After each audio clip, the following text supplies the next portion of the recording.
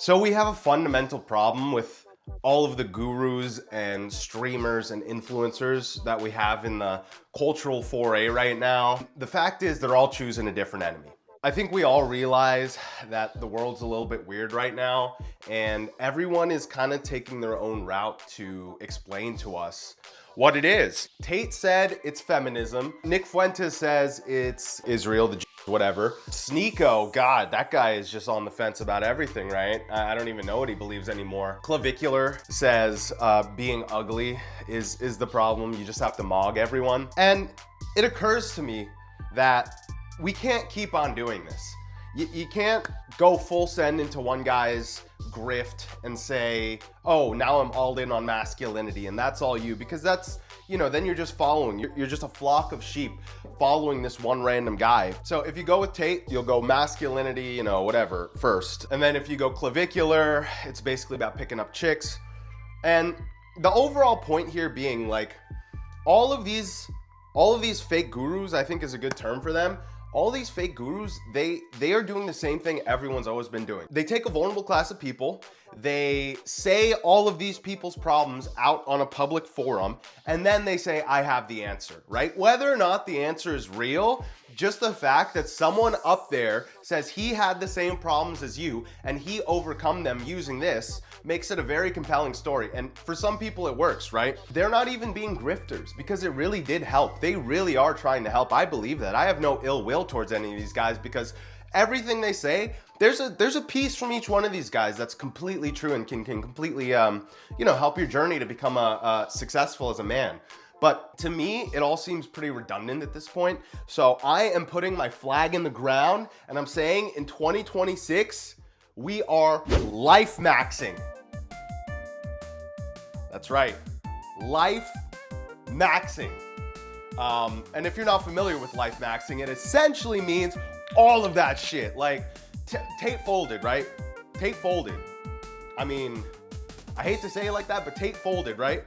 And we need a new guy. Like we need something, right? But I'm not trying to inject my face full of whatever the hell, BPC 1576 Melanotan, end up looking like a Nigerian or whatever the hell else they're trying to push to us in 2026. I'm here to just say life max wholesale. Yeah, be masculine, be sexy, what the fuck does Togi do? Gamble away your whole inheritance, do all of it, but don't be a dweeb about it. Basically, that's the point of life maxing. Do all that shit, but don't be a dweeb about it, right? For example, your girl disrespects you, right? This is pure Andrew Tate bait. Your girl disrespects you, right? What do? Right? Do you just accept the disrespect and keep it pushing? Or do you say something and try to figure it out? You have a bunch of different options in front of you.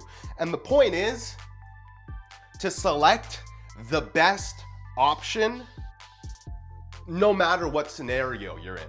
You're at fucking Burger King, right? And you don't know what to order, right? This is what life maxing is about. For you, all of these scenarios, you're supposed to know exactly what to do. You're never supposed to feel like an idiot kid like most people, like most underdeveloped men are walking through the world today. You're not supposed to have an anxiety attack every time you look at the menu at a restaurant and you can't decide what to eat. That's not fucking normal. How are you gonna run a multinational corporation, my friend, if you can't even order at the McDonald's for yourself, right? Let's say your boss says something snide to you in a meeting. What do you do there? Because if you call him out, you say, hey, motherfucker, no one speaks to me like that. I'll beat your face in right now, playa. If you say that to him, you're probably gonna get fired, right? And then if you say, I'm so sorry, boss.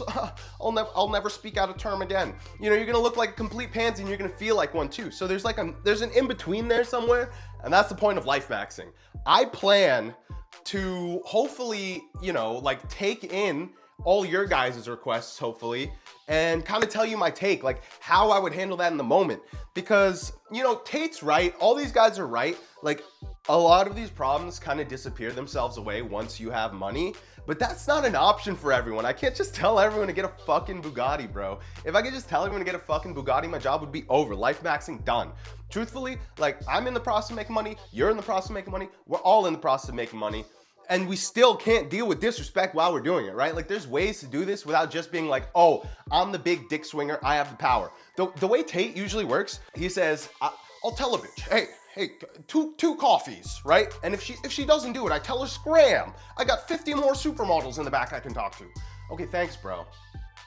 Thanks, bro. I mean, for real, thanks. But like, to be honest, not everyone has fucking 50 backup option supermodels. There's a reason men are in these fucked up marriages. There's reasons men are in these fucked up jobs. They feel like idiots whenever they talk to women. There's a real reason. It's because they don't have that leverage yet. We're working on getting the leverage.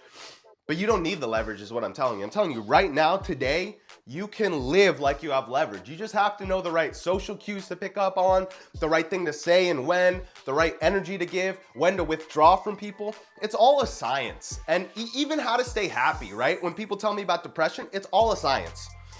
I digress. I've been going on for a super long time about this. It's a pretty simple concept.